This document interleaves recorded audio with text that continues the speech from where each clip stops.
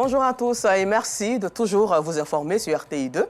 Au sommaire de l'actualité, pour la valorisation de la culture ivoirienne, nous irons dans le village de Petit Yapo, dans la région de la Niébitiassa, suivre ensemble la cérémonie d'intronisation du nouveau chef de terre. Et puis, hors de nos frontières en France, l'acteur Alain Delon s'est éteint à l'âge de 88 ans, ce dimanche 18 août, dans sa maison de Douchy. Encore merci à vous d'être des nôtres pour le temps d'information sur RTI2. Pendant près de 2 ans, le village Petit Yapo, dans la région de la Niébitiassa, est resté sans chef de terre suite au décès du détenteur de ce poste qui constitue la partie fondamentale du pouvoir exécutif. Pour combler donc ce vide au niveau de l'exécutif dans cette bourgade, une cérémonie d'installation du nouveau chef de terre s'est tenue en présence de Théodore Zouzou, Gilles Tonien, Eliane Nguessan et Dieudonné Siloué dans la région de la Niébitiassa. Petit Yapo, village dans le département d'Aboville, région de la Niébitiassa. Une ambiance particulière ce samedi dans le dit village.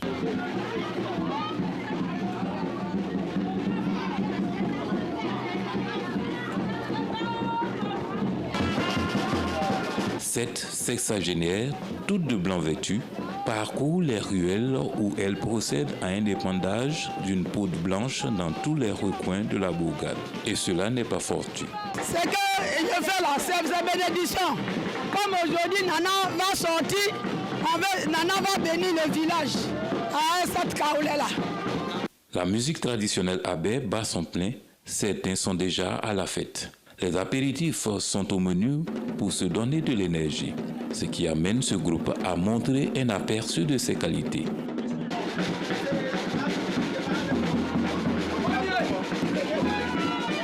Aujourd'hui, c'est un jour spécial pour nous, la population de Petit Yapo, qui marque le règne de Nana Odi. À l'autre bout du village, un groupe de femmes s'attelle à concocter des mets. Une nourriture destinée à recevoir les invités à l'occasion de l'installation d'un nouveau chef de terre après la disparition de son prédécesseur il y a 1 an. Une tâche accomplie avec fierté. Ce qu'on est en train de préparer aujourd'hui là, c'est spécial, c'est pour Nana. Pour l'occasion, ce sont des mets sortis de l'art culinaire abé. C'est du biokosso. C'est un mets emprunté des Attiers, mais nous aussi on en fait. C'est une des spécialités pour les événements de réjouissance, comme c'est qu'on célèbre aujourd'hui, voilà. Depuis 5 h du matin, on a commencé à préparer. On a préparé du foutou, sauce plus la sauce graine, sauce aubergine, sauce viande de brousse, poisson, igname, tout ce que vous voulez manger, il y en a. La prêtresse continue son travail de purification et de bénédiction des lieux afin de propager de bonnes ondes pour tous ceux qui participent à cette cérémonie traditionnelle. À la place publique de ce village laïque, les chrétiens de leur côté confient la cérémonie à Dieu, puis un intermède musical particulier.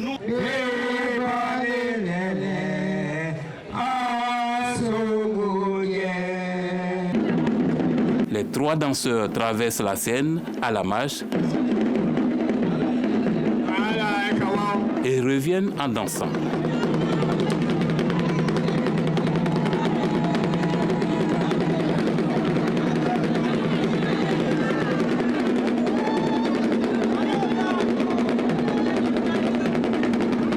Ça, c'est une danse traditionnelle qui se nomme Etibanon. On danse ça dessus, il y a les cérémonies, fêtes, desserts, on danse ça. Avant de danser, d'abord il faut aller demander la permission au chef de terre, au chef, aux invités. Les traditionalistes prennent le relais en invoquant les mânes des ancêtres à travers une libation. Au menu, de la liqueur versée.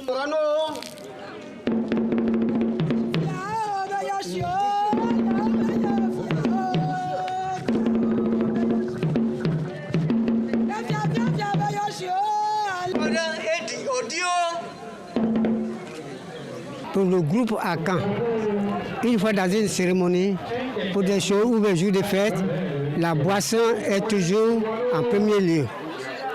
Et pour commencer, c'est la boisson. Pour terminer aussi, il faut verser la boisson. Raison pour laquelle j'ai versé la boisson, le fond de la boisson, et j'ai pris la terre mouillée pour badigeonner sur la personne en question. Nous sommes venus des sables et nous allons se retenir encore en sable. Ce sera toujours la boisson et les sables sont toujours en premier lieu pour toutes les cérémonies. La musique traditionnelle modernisée occupe à son tour la scène.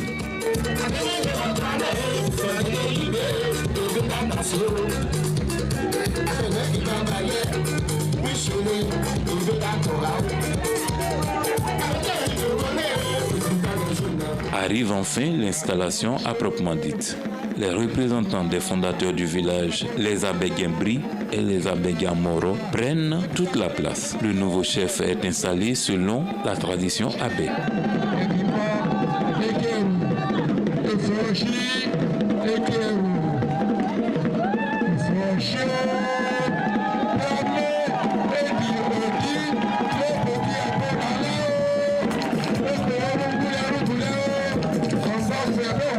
Ici, la succession est réglée d'avance par la tradition. On a deux grandes familles à Petit Yapo aussi.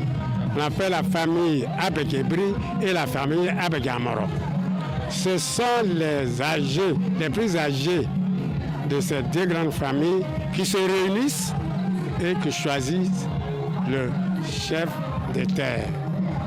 Donc, voilà comment le choix se fait à Petit Yapo aussi. Chez nous, le chef de terre ne se vote pas. Et le chef de terre ne se remplace pas jusqu'à sa mort. Aussitôt installé, le nouveau chef de terre situe ses priorités pour le développement de Petit Yapo. Je serai d'accord avec tout le monde. La paix, la cohésion, l'amitié, tout. Moi, je prends une seule route. Je n'ai jamais pris une décision seul. Voilà, il est mon nana. C'est lui qui a vu le jour avant moi. Donc avant d'aller devant, je vais prendre ses conseils avec mes notables et puis on travaille ensemble. C'est la joie dans tout le village.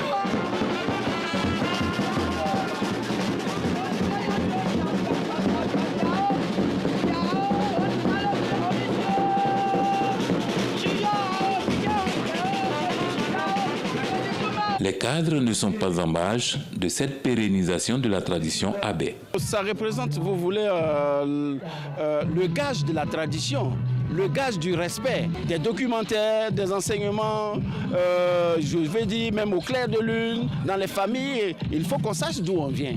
Et comme ça pourra nous permettre de savoir où on peut aller avec nos aînés. Ces chefs de terre qui viennent de s'installer, et cela est très important. Ce chef de terre est pour nous un soutien qui nous permet de nous mettre en relation avec nos ancêtres et nous permet aussi de nous tracer le chemin, le bon chemin sur lequel nous devons marcher pour conduire ce village vers le développement. Avec cette installation du chef de terre, tous les démembrements du pouvoir exécutif à Petit Yapo sont au complet et acquièrent l'adhésion de tous pour le développement de leur village. Vivent donc les familles Abéguimbri et Abéguiamoro et surtout la culture ivoirienne. Et pour parler santé mentale, le ministre-gouverneur du district autonome de la vallée du Bandama, Jean-Claude Kouassi, a inauguré un centre d'écoute et d'accompagnement thérapeutique à Bouaké, un espace d'écoute et de soutien psychologique pour les personnes victimes de violences et en détresse émotionnelle. Objectif, réduire la stigmatisation liée aux problèmes de santé mentale et assurer surtout le bien-être social des populations du district de la vallée du Bandama. Le reportage de Boubacar Silla et Kader Sogodogo de RTI Bouaké. La santé mentale des populations, une préoccupation pour le district autonome de la vallée du Bandama. Un centre d'écoute et d'accompagnement thérapeutique, à son initiative, est ouvert à Bouaké. Cette cellule d'écoute pour prévenir les conséquences de la santé mentale s'adresse à toute personne en situation anxiogène souhaitant s'exprimer ou bénéficier d'une prise en charge psychologique. Toutes sortes de souffrances qui vous fatiguent, toute situation qui charge vos cœurs, vos têtes, ce centre est là pour vous aider à retrouver la lucidité. Une initiative saluée par les populations du district autonome de la vallée du Bandama, avec à leur tête les guides religieux. Et je suis très heureux, d'autant plus que ce centre rejoint notre apostolat. Ce centre propose, avec une formation beaucoup plus poussée, des personnes ressources pour écouter et aider les gens à aller à la racine du mal pour guérir. Selon le ministre-gouverneur Jean-Claude Kouassi, cette initiative constitue un pilier de la politique de santé mentale et vise à accompagner les personnes en détresse dans un parcours thérapeutique en leur offrant des services de qualité accessibles gratuitement à tous. J'ai proposé à mon conseil de créer, avec l'appui de l'UNICEF, un centre d'écoute et d'accompagnement psychologique des populations, vu la souffrance qu'on pouvait lire même sur les visages. Ce centre va écouter les personnes qui le souhaitent pour leur bien-être psychologique et leur bien-être social tout court. La coupure symbolique du ruban, suivie d'une visite guidée des locaux du centre, si au feu de la Madone au quartier Ngatakro, a mis fin à la cérémonie. Retour à Abidjan ici où à la page religion, un opérateur privé du Hajj 2024 a célébré ses 240 pèlerins ce week-end. Cette cérémonie marquée par la remise de diplômes de participation s'est tenue dans la commune d'Abobo en présence d'Aïcha Guiri et Nour Sangaré.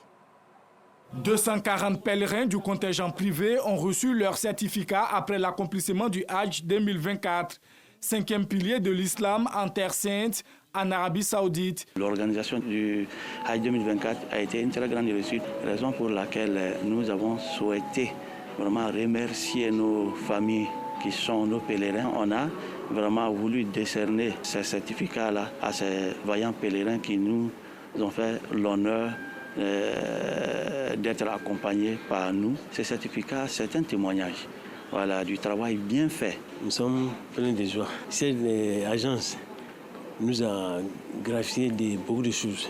On a été bien accueillis, non seulement bien accompagnés aussi. Et on a accompli nos pèlerinages dans la joie et dans la tranquillité. Tout s'est bien passé. C'est vraiment un énorme plaisir pour moi d'être ici aujourd'hui pour retirer le certificat. Et quand on parle du certificat, on parle du Hajj.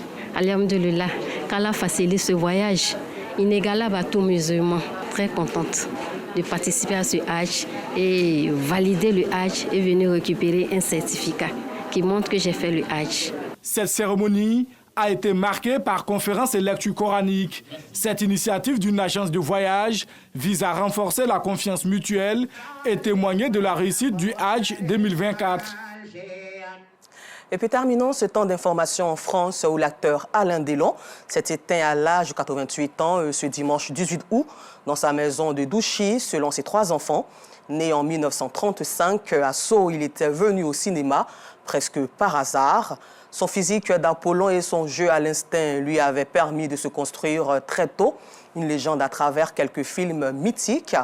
Profondément marqué par une enfance difficile, il s'était toujours dépeint comme un homme seul, malgré son immense popularité. Encore merci à vous de nous avoir suivis et bonne suite de programme sur RTI2.